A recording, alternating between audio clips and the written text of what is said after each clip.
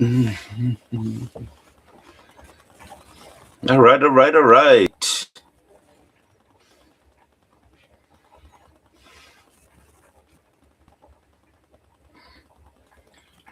Couple minutes and we'll go live here. Well, we're live. I'm just waiting for 7 o'clock.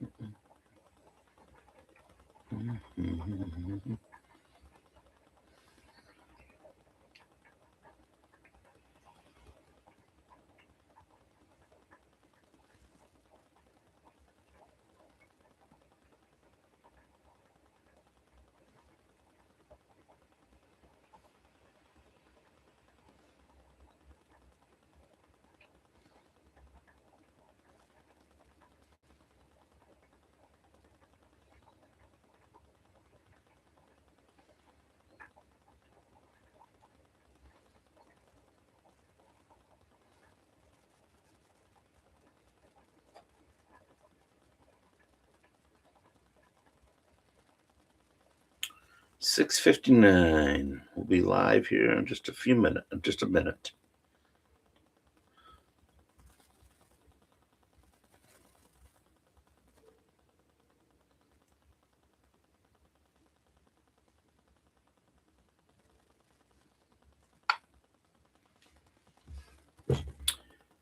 $6:59, and we're about to go live.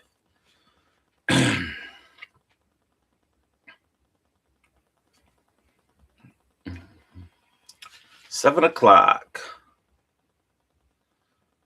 All right, so we are live. It's Sunday night with Mike. So I'm gonna wait a couple minutes. Usually try and let a few last stragglers trickle in, and then we're gonna jump into some meaty learning tonight.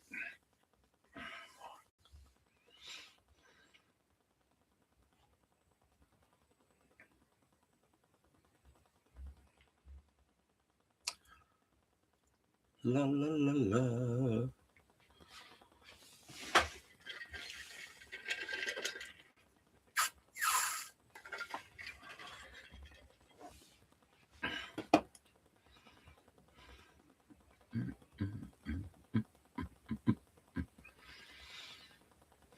So we'll get started here in just a minute.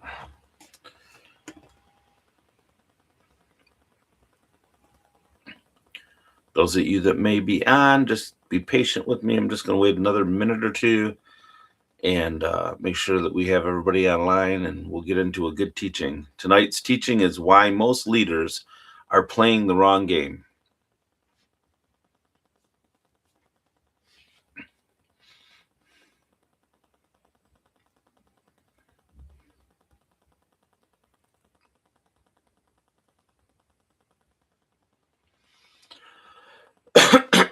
Excuse me.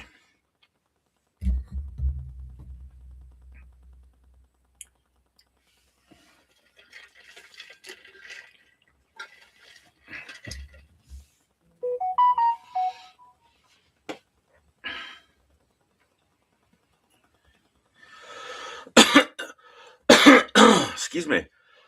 Oh, man. There's something stuck in my throat there.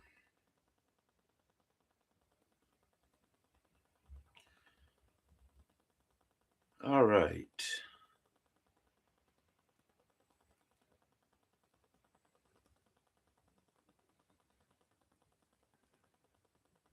We'll get started in just 1 minute. 7:03. I'm waiting for it to turn to. Thank you for being patient.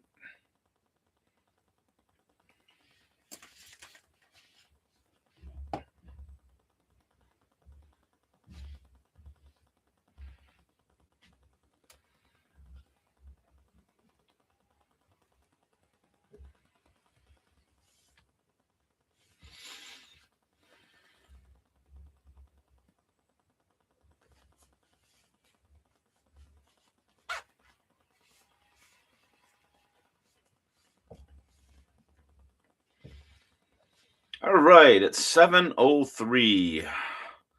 We're going to get started. Anybody that comes in late, hopefully you'll still get a good chunk of the meeting. But tonight, the title of tonight's message is Why Most Leaders Are Playing the Wrong Game. This is Sunday Nights with Mike. I'm Mike. And I just want to welcome you all here. As people come in, I'll try to acknowledge you by name, and I'll try and let you know my name, which you should know. This is Sunday Nights with Mike. So I want to welcome you all in that are here. I'm glad you're here on a Sunday night. I'm sure a lot of you are getting ready for work tomorrow and trying to, get back into the grind. So give me a thumbs up in the comments so I know that you can hear me. And that. All right. So tonight, I wanted to talk about something. Leadership is on the Sunday talk that I wanted to have with you guys. It had been on my mind to talk about something about leadership.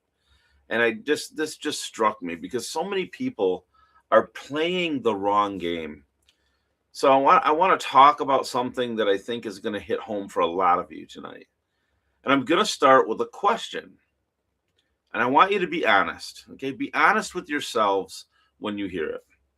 Because this is a question, this is like a kind of introspective question. It's not something that I want an answer to that's necessarily going to be right or wrong. This is something that you need to sit with.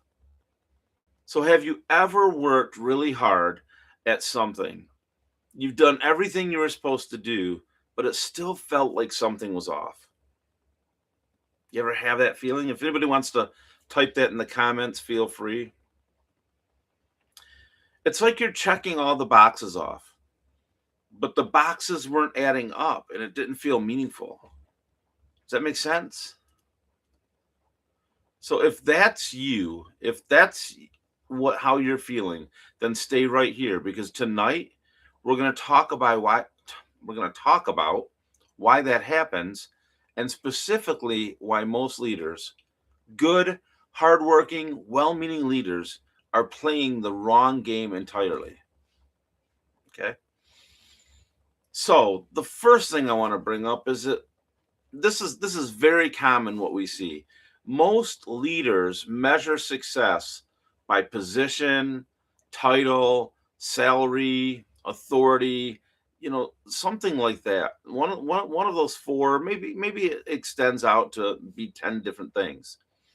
But they're running a race that someone else designed. I want that corner office, or I want that promotion, or I've got to get a good head count. Revenue targets are a big one. Companies are always looking for you to hit revenue targets. And there's nothing wrong with any of those things until they become the whole game. Does that make sense?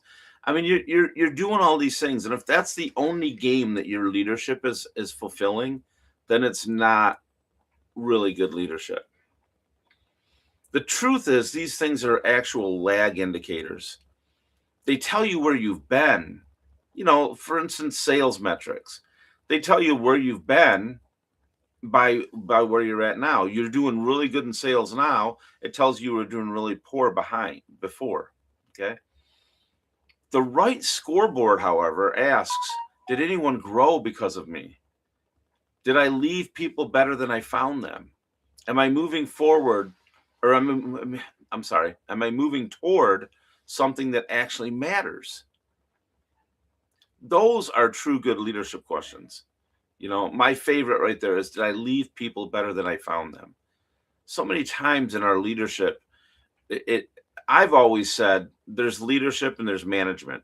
When you're managing what your head count is, when you're managing what your numbers are, you're not leading, you're just managing things.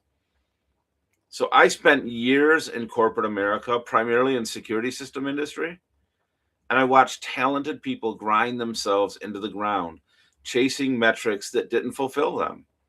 And I was one of them. They'd hit the number and they'd feel nothing. They'd hit their numbers and they might get a bonus, but they didn't feel anything. A lot of times they just felt more stressed to do better the next month. They'd go chase the next number. That's not leadership, you guys. That's a hamster wheel with a better title. So you have to ask, I have to ask you this question. Drop in the comments below, or, you know, what scoreboard are you measuring yourself against right now? Anybody got anything?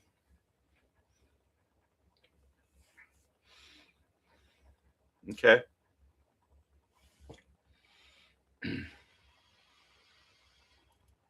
So these questions I'm asking you, they're meant to really get you to reflect.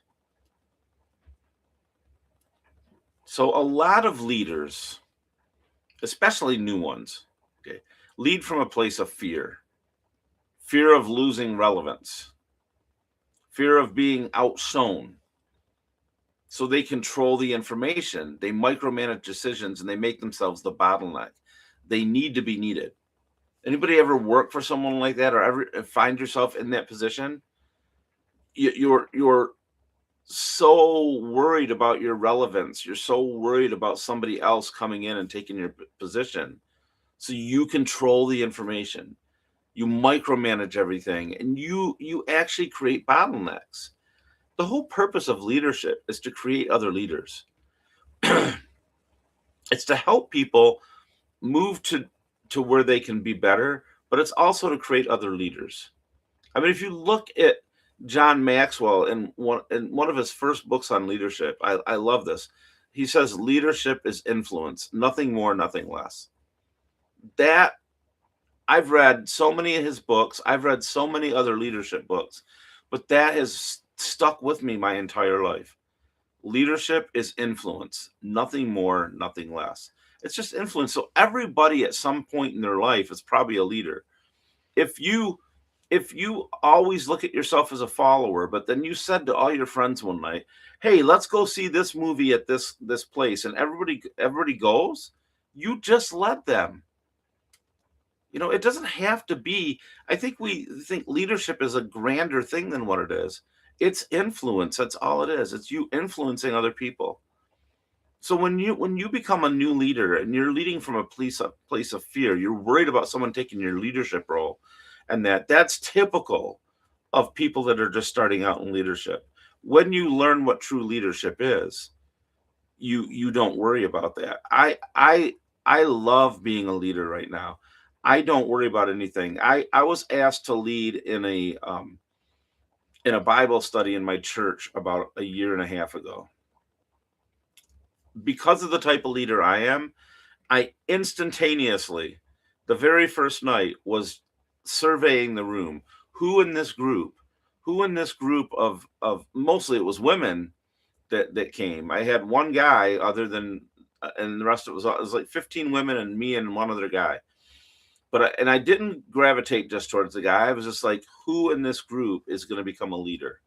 And every week that I showed up, I worked on it. Then I started recognizing who some of the leaders might be, and I started testing them. I started giving them little tasks in that. And there's this one lady in there, and I don't want to say one, but this one particular one that has risen to the challenge right now. And I have turned her over to become a leader. I'm working with her on making her a better leader, and she's doing a phenomenal job. And it was so funny because one of the people from the church, one of the church staff, reached out to me maybe a few months ago and said, "Hey, want to know how things are going and stuff and that." And I was like, I told her, I said, "Things are going great." And she's like, "What are you leading in right now?" And I'm like, "I'm not leading right now." I said, "Jen is." And she's like, "Jen?" I said, "Yeah." I said, "I'm forming other leaders." My whole goal, most people get a small group Bible study and they call it theirs. It's all about, them. And if somebody in the group says, "Well, I want to lead out," they get threatened. I'm not threatened. My goal is to have 2 to 3 more Bible studies splinter off out of this. That means I need to create 2 to 3 other leaders that will start other groups. And you can't do that if you're not training them. So that's what real leadership is about. It's about multiplication. It's not about control. Your job is to actually work yourself out of a job, to develop people so well that they don't need you for every decision. The best leaders I've ever seen in my life made the people around them look great. So ask yourself this: am I holding people back because I'm afraid of what happens if they don't need me? That's a hard question, but it's the right one. You shouldn't be holding anybody back. At some point, they should not need you. Now, the truth is, they'll always need you. Jan in my small group is doing a phenomenal job on leading, but from time to time, she knows the word and she's good at teaching the word. But from time to time, she's like, I'm not really sure about this. Can you help me with this? I'm always there to help her, and I always am there to encourage her and tell her how well she's doing, and that because that's what leaders do. We grow other leaders. So think about the best teacher, coach, or mentor that you've ever had. Did they make you feel dependent on them? Or did they build something in you that carried with you long after they were gone? Because that's the game worth playing. That's where you want to be. We have set up in our society a working system to where people in leadership or management don't want other people getting into it because it takes their job away. But if you do life the right way, you're if you push somebody up, you're going to get pushed up. Does that make sense?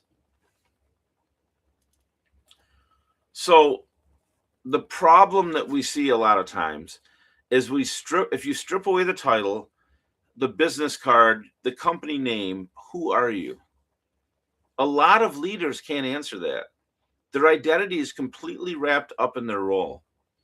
And when the role changes, if there's a layoff, a transition, or retirement, they literally fall apart because the title was the game. And that's not the way it should be. This is the way a lot of corporate America is. I was a project manager in the security industry. I worked for a couple different companies, but I got caught up in my role. What do you do? I'm a project manager. Who are you? I'm a project manager. No, that's not what I didn't ask you what you did. I asked you who you are. We get so wrapped up in the jobs that we're given that it literally becomes who we are. And that's not who your identity should be. Your identity is found inside. It's who you are. And if all you can say is a project manager, then you're missing something. Purpose-driven leaders lead the same in every room. It doesn't matter where you go. If you're leading at home, if you're leading in the community, if you're leading in the church, if you're leading at work, you're leading the same. It shouldn't change. It's not because you have a position, but because of who you are. I lead because of who I am. I don't, I have worked really hard to develop my leadership skills, and because of who I am, that's how I lead. It's not based on my position, it's based on who I am.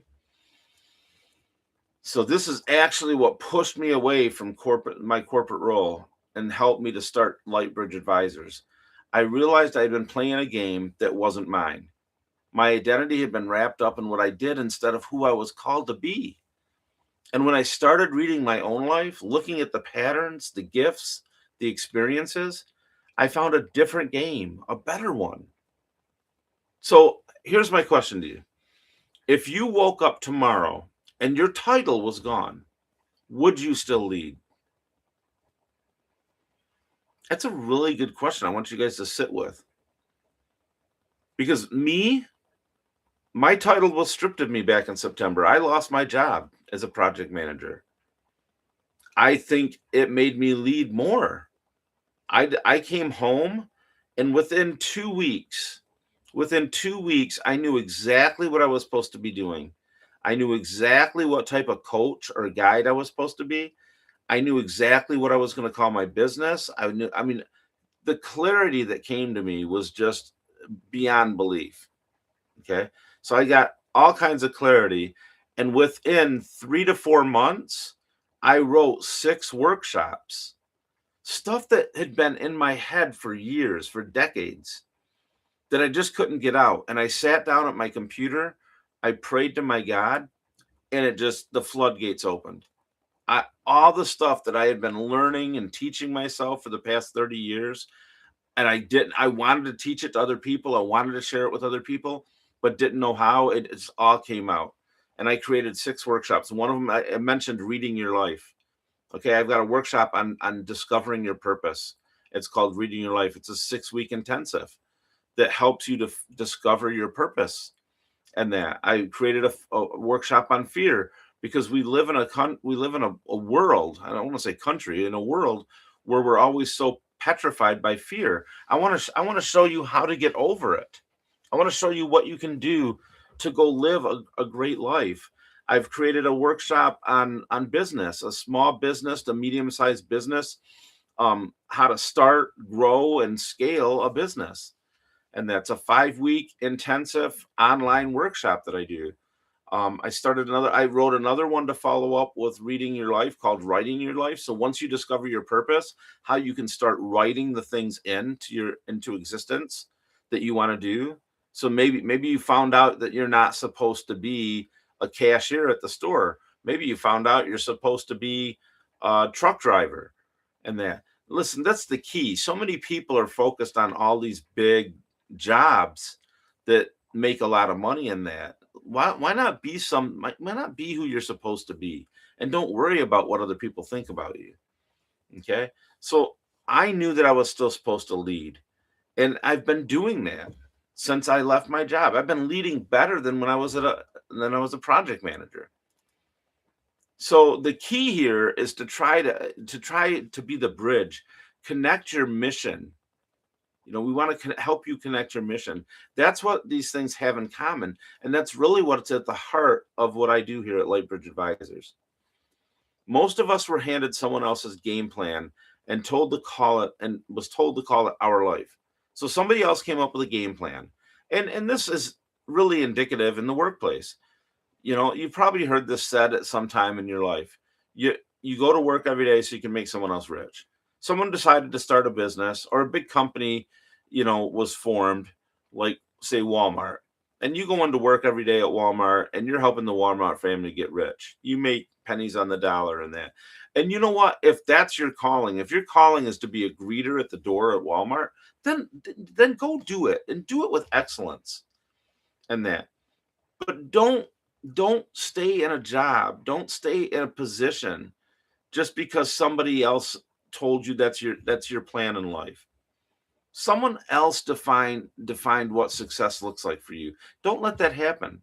Someone else handed us the scoreboard, and we've been playing that game for so long, we forgot we had a choice. So step back and ask yourself, whose game am I playing? And is it the one I was really built for? That's not a soft question, you guys. That's the most practical leadership question there is. I want to say it one more time. Whose game am I playing? And is it the one I actually was built for? Let that resonate. Take that with you. So I want to leave you with this tonight. The wrong game isn't always obvious. Sometimes it looks like success. Sometimes it plays well. Sometimes people are even impressed by it. But deep down in here, that when something doesn't fit. So your homework before next Sunday, I want you to ask yourself one question this week. And I want you to sit with this. I want you to don't try and answer it in one setting. Ask yourself tonight, wake up in the morning, ask yourself again, and let yourself marinate in it for the week. Am I leading from my title or from my identity? That's a big, big question. Am I leading because I was just promoted to be a manager? Or am I leading from my identity? Who am I? Am I a natural leader? I don't know if I believe in natural leader. I believe most leaders are made in that. Or am I leading from my identity? Who am I as a leader? If tonight hit home for you, please share this link with someone. Drop a comment. Let me know what landed with you. And if you want to go deeper on any of this, I'd love to have a conversation with you. You can find me at lightbridgeadvisors.com. You can leave a comment on here. All my information for my business should be in my bio here. So you can get a hold of me many different ways. It's Lightbridge Advisors, LIGHTBRIDGE, like bridge, advisors, ADVISORS.com. My email is the same, Michael@lightbridgeadvisors.com. You can reach out directly. You can reach out through here. I'm on Facebook. I'm on LinkedIn as Lightbridge Advisors or Michael Belliner or Mike Belliner. I'm on TikTok. I do things on TikTok, and I have a page here on YouTube. Sorry, my brain just went dead there for a minute. I have a page here on YouTube. So I'm working on putting more videos on. Hopefully in the next week, we'll have some more posts up there. So you guys, I can help you out. That's my big thing. Join me every Sunday here, same time, 7 p.m. for Sunday Nights with Mike. We're going to keep this conversation going and more. But for now, I'm Michael Belliner. This is Sunday Nights with Mike. Go lead well this week. Thanks for watching, and I hope this helped you out tonight.